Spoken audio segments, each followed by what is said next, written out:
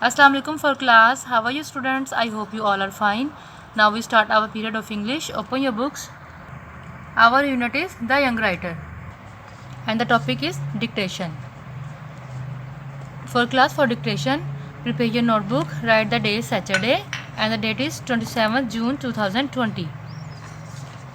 The first word of dictation is regularly. R-E-G-R-E-R G-U regu L-A-R regular L-Y-L-E regularly. Regularly means bakaidagi. And the next word is completed. C-O-M come P-L-E plea complete T-E-D-ted completed. Completed mean mukammal. Published P-U-B pub L-I-S-H publish E-D published.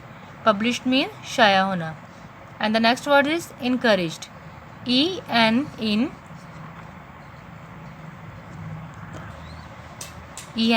C-O-U R-A-G-E-D raised encouraged.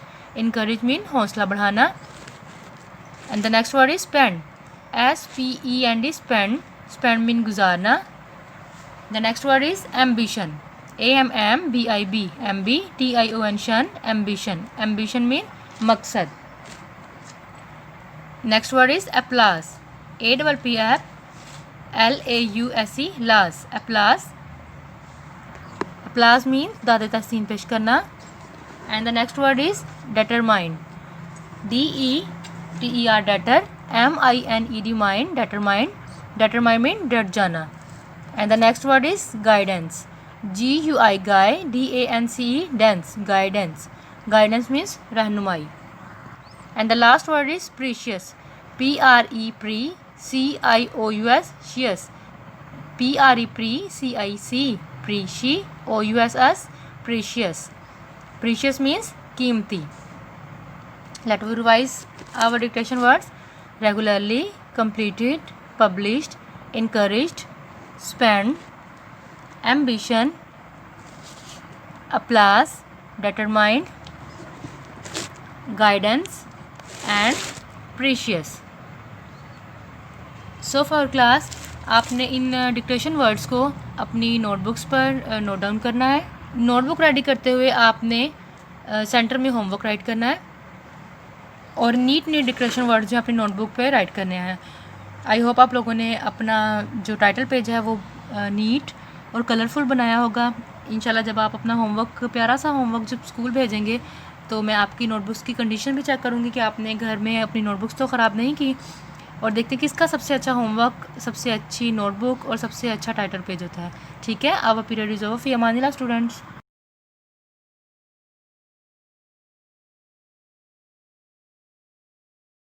Assalamualaikum warahmatullahi wabarakatuh.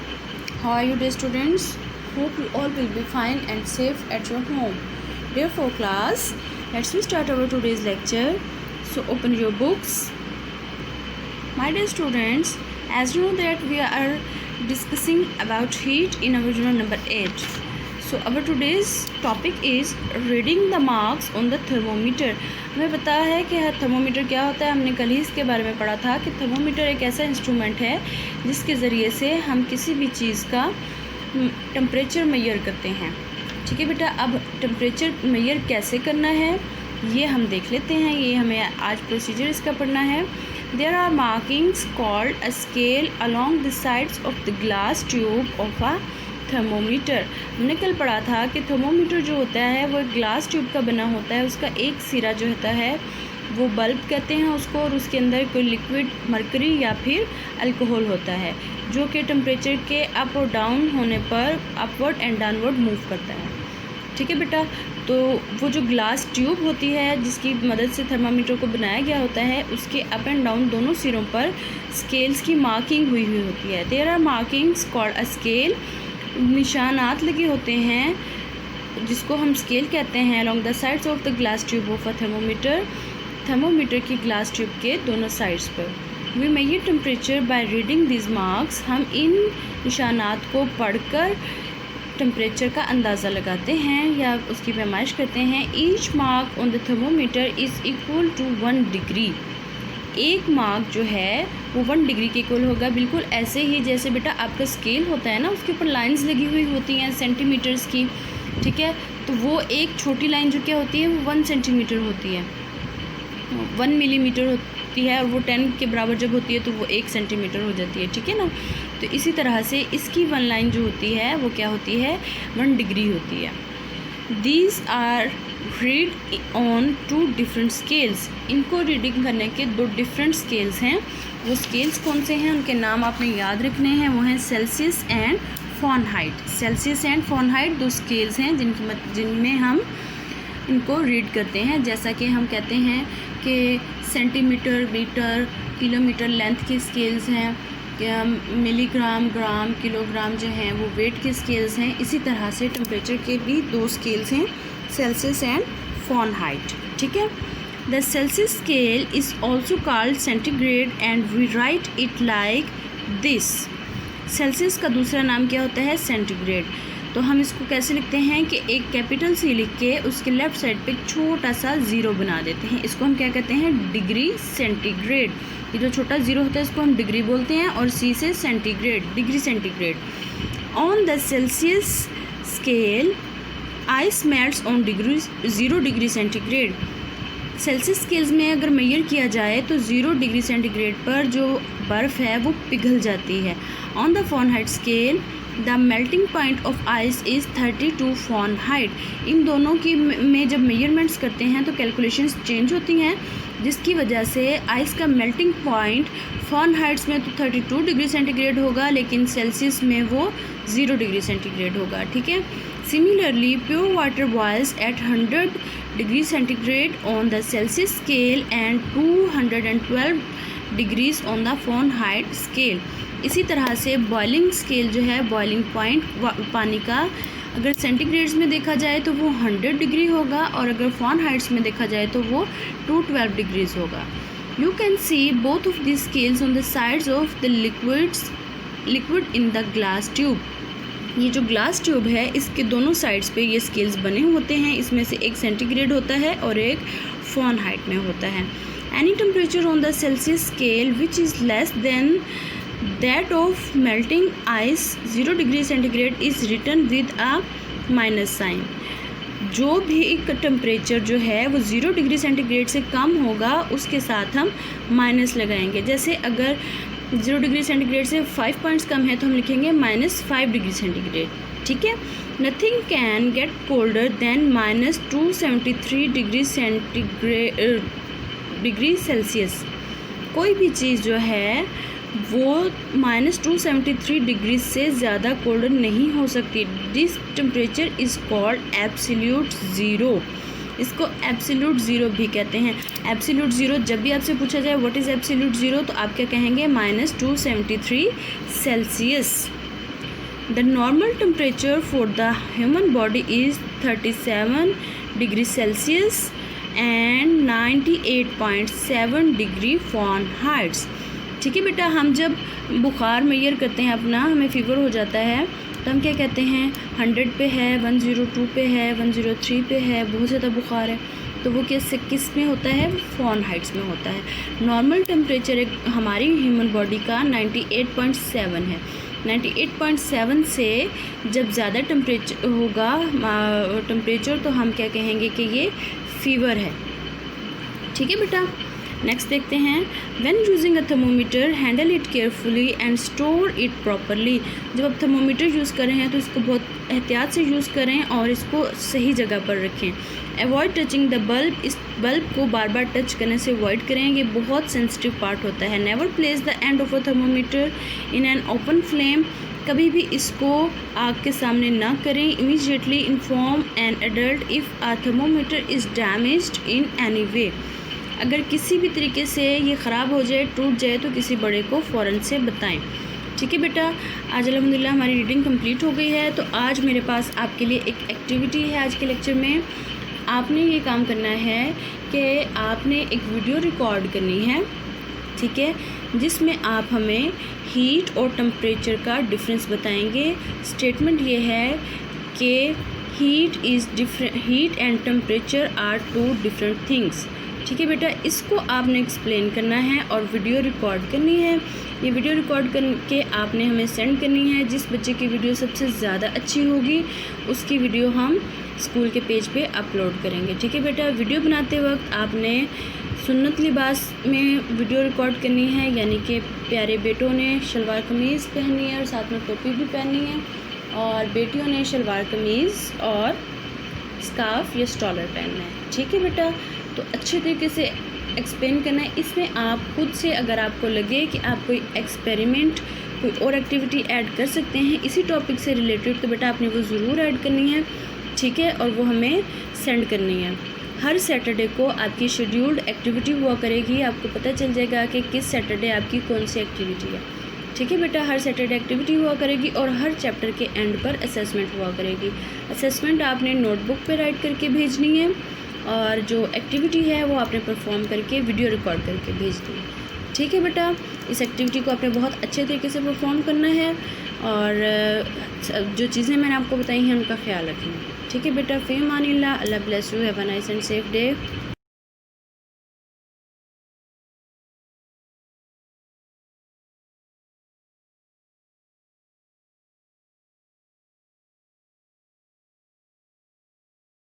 अस्सलाम वालेकुम for class. I hope you all are fine at home. मैं उम्मीद करती हूँ मेरे सब प्यारे बच्चे अपने घर में ठीक ठाक और खैरियत से होंगे।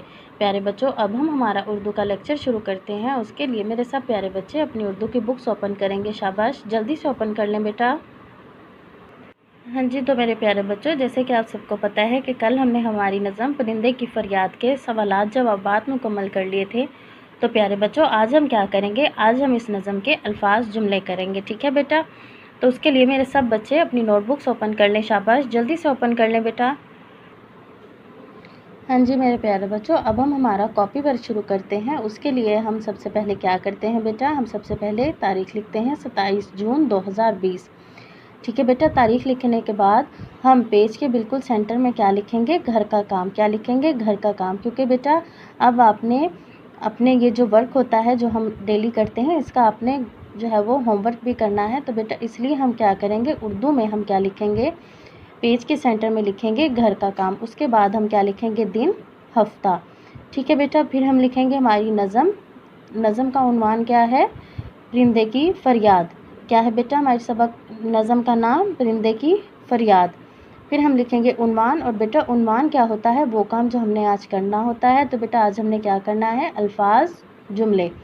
बेटा अल्फाज जुमले के लिए हम क्या करते हैं, हम पेज के एक तरफ लाइन लगाते हैं, एक तरफ लिखते हैं अल्फाज और दूसरी तरफ जुमले। ठीक है बेटा, अब हमारा पहला लफ्ज़ क्या है, आज़ादियाँ। आज़ादियाँ क्या है बेटा हमारा पहला लफ्ज़, आज़ादियाँ। आज़ादियाँ का जुमला बनेगा, परिंदे को अपने घोंसले की आज़ादियाँ याद आती हैं। क्या है बेटा, परिंदे को अपने घोंसले की आज़ादियाँ याद आती हैं।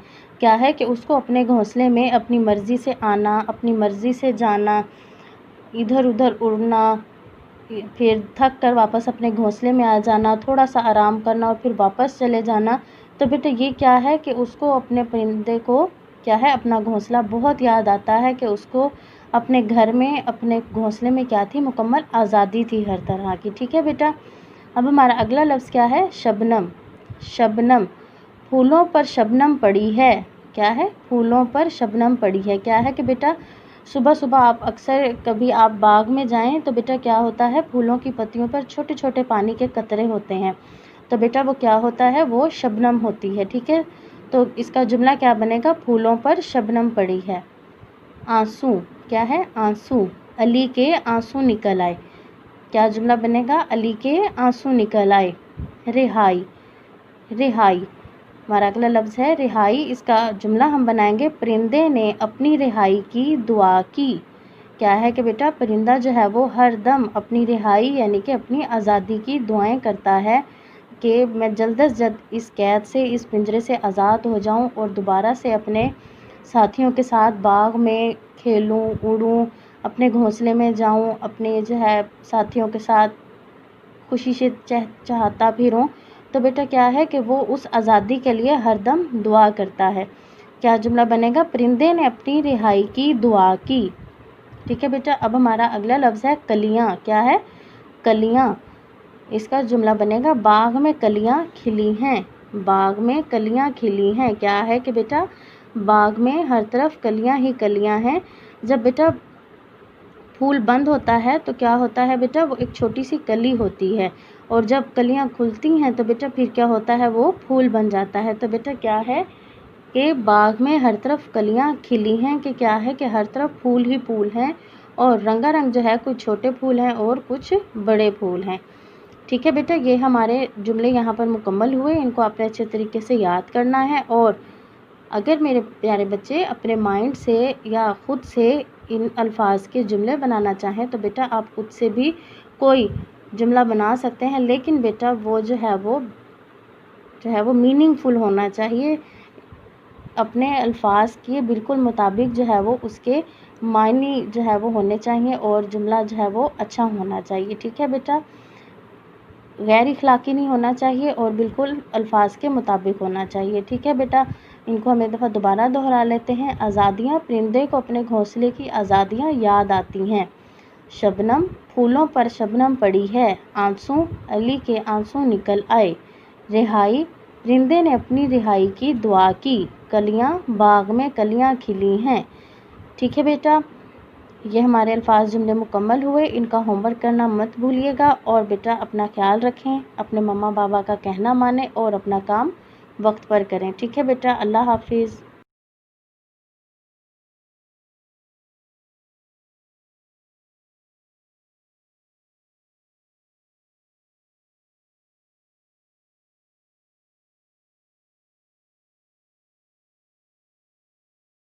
Assalamualaikum warahmatullahi wabarakatuh. How are you dear students? Hope you all will be fine and safe in your homes. Let's we start our maths. Open your books. Dear students, आप लोगों को बताना था कि आप लोगों को जैसे ही टॉपिक कंप्लीट होगा आप लोगों ने उसके बाद टेस्ट देना है। ठीक है, इसलिए जो क्वेश्चंस आप लोगों को करवाए जा रहे हैं उसके साथ साथ आप लोग तैयारी रखा करें, प्रैक्टिस करते रहा करें क्वेश्चन की। आप लोगों को जो टेस्ट दिया जाएगा आप लोगों ने वो टेस्ट जिस नोटबुक पे आप लोग होमवर्क करते हैं उसी नोटबुक पे आप लोगों ने टेस्ट भी राइट करना है। ठीक है, अब आप लोगों को मैं बता देती हूँ कि आप लोगों का कौन कौन से पेजेस का टेस्ट होगा। Page number 69, page number 70। Page number 70 में जो क्वेश्चन नंबर 7 और 8 है ये आप लोगों का स्किप है। ठीक है, 7 है, और पेज नंबर 71 पे आप लोगों का ये क्वेश्चन नंबर 8 है। ठीक है, ये भी आप लोगों का स्किप है, ये आप लोगों ने नहीं करना। बाकी आप लोगों ने क्वेश्चन नंबर 1 से लेके क्वेश्चन नंबर 6 तक की 6 तक सारे क्वेश्चंस करने हैं। इनकी अच्छी तरह से आप लोगों ने तैयारी करनी है और टेस्ट देना है। ठीक है बेटा, मंडे को आप लोगों का टेस्ट लिया जाएगा, इसलिए आप लोगों ने अच्छी सी तैयारी करनी है और नोटबुक में नीट टेस्ट राइट करना है। ठीक है, जिस तरह से आप लोगों के टॉपिक कंप्लीट होते जाएंगे आप लोगों ने साथ साथ प्रिपरेशन रखनी है और टेस्ट देते जाना है। 13 और 14 जुलाई तक आप लोगों का जितना होमवर्क हो जाएगा, जितने टेस्ट हो चुके होंगे आप लोगों ने वो स्कूल में सबमिट करवाने हैं और इंशाल्लाह मैंने चेक करने हैं। क्वेश्चन की तरफ आते हैं। क्वेश्चन है, परवेज साइकिल्स 1 और 1/4 kilometre in the morning. Parvez इतने किलोमीटर साइकिल मॉर्निंग में चलाता है, एंड 2 और 2/5 किलोमीटर इन द इवनिंग, और इवनिंग में वो इतने किलोमीटर साइकिल चलाता है। How far does he cycle altogether. आपने बताना है अगर दोनों को इकट्ठा कर दिया जाए तो उसने टोटल कितने किलोमीटर साइकिल चलाई है। ठीक है, first of all manager page manage करने के लिए आपने डे और डेट राइट करनी है। What is date today, date is 27 June 2020 and day is Saturday. ठीक है, पेज नंबर 71 टॉपिक हमारे पास है वर्ड प्रॉब्लम। दरमियान में आपने लिखना है होमवर्क, क्योंकि आप होमवर्क कर रहे हैं। ठीक है, क्वेश्चन नंबर ए है हमारे पास, परवेज साइकिल 1 और 1/4 kilometre in the morning. Parvez इतने किलोमीटर साइकिल मॉर्निंग में चलाता है, एंड 2 और 2/5 किलोमीटर इन द इवनिंग, और इवनिंग में वो इतनी साइकिल चलाता है। ठीक है, इतने किलोमीटर साइकिल चलाता है। How far does he cycle altogether. अब आपने दोनों मिला के बताना है कि उसने दोनों कितने किलोमीटर उसने सफ़र किया, यानी how far does he cycle altogether. उसने अगर हम दोनों किलोमीटर को मिला देंगे तो उसने कितने किलोमीटर साइकिल चलाई है। ठीक है, सॉल्व करते हैं। Parvez cycles in the morning. ठीक है, आपने स्टेटमेंट कैसे बनानी है, आपने बनानी है Parvez cycle in the morning. ठीक है, ये आपने राइट कर दिया कितना था 1 और 1/4 किलोमीटर। उसके बाद आपने लिखना है सेकेंड स्टेटमेंट बनानी है Parvez cycle in the evening. ठीक है, Parvez cycle in the evening कितने किलोमीटर था 2 और 2/5 किलोमीटर। लास्ट में आपने लिखना है ही साइकिल आर टुगेदर, ठीक है, ही साइकिल्स आर टुगेदर। आपने दोनों को क्या करना है, दोनों वैल्यूज़ को आपने ऐड कर देना है, जमा कर देना है। हमने फर्स्ट वैल्यू लिखी 1 होल 1/4 किलोमीटर, फिर हमने ऐड का साइन लगाया, फिर सेकंड वैल्यू आपने लिखी 2 होल 2/5 किलोमीटर, ठीक है। ये आपका क्वेश्चन बन गया। अब आप इसे सॉल्व करते हैं।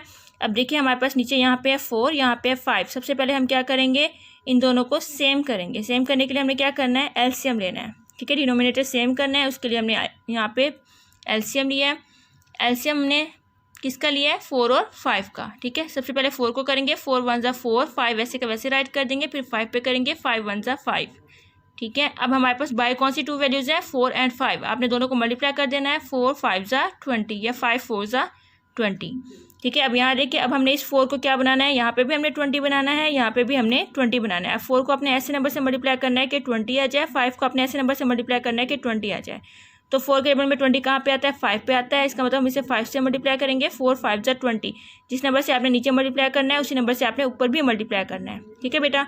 अब यहाँ पे 5 को आपने किस नंबर से मल्टीप्लाई करना है, 4 से मल्टीप्लाई करना है, नीचे भी 4 से मल्टीप्लाई करना है और ऊपर भी 4 से मल्टीप्लाई करना है, ठीक है। अब इसे मल्टीप्लाई कर लेते हैं। ऊपर वाली वैल्यू को ऊपर से मल्टीप्लाई करना है, नीचे वाली वैल्यू को आपने नीचे वाली वैल्यू से मल्टीप्लाई करना है। 5 1 ज़ा 5, 4 5 ज़ा 20। साइड वाली वैल्यू 1 आपने वैसे का वैसे राइट कर देना है, ठीक है। उसके बाद ये वाली वैल्यू है 2 आपने वैसे का वैसे राइट कर देना है। ऊपर वाली वैल्यू को ऊपर वाली वैल्यू से मल्टीप्लाई करेंगे, 2 4 ज़ा 8, 5 4 ज़ा 20। अब देखिए हमारे पास डिनोमिनेटर सेम हो गए हैं। आपने क्या करना है, वैल्यूज़ को जमा कर लेना है। यहाँ पे बाय हमारे पास क्या है 1, यहाँ पे हमारे पास है 2, 2 और 1 कितने होते हैं, 3। अब इस वैल्यू को आपने जमा कर लेना है, यहाँ पे है 5, यहाँ पे 8, 8 और 5 को आप ऐड करेंगे, हमारे पास आ गया 13। नीचे हमारे पास क्या था 20, हमने 20 राइट कर दिया। अब इसका आंसर क्या बना, 3 होल 13/20 किलोमीटर। यानी उसने कितनी साइकिल चलाई है, कितने किलोमीटर साइकिल चलाई है, 3 होल 13/20 किलोमीटर उसने टोटल साइकिल चलाई है, ठीक है। ये इसका आंसर है। अब आप लोगों ने क्या करना है, आपने क्वेश्चन नंबर 2 सॉल्व करना है, इसकी स्टेटमेंट बना के इसको सॉल्व करना है, ठीक है बेटा। और क्वेश्चन नंबर 1 जो हमने सॉल्व किया है इसको भी आपने दोबारा होमवर्क में राइट करना है, ठीक है। क्वेश्चन नंबर 3 4 और 5 आप लोगों के स्किप है, आप लोगों ने नहीं करने, ठीक है। क्वेश्चन नंबर 1 एंड 2 ही आप लोगों ने सॉल्व करना है होमवर्क में, ठीक है बेटा। टेक केयर, अल्लाह हाफिज़।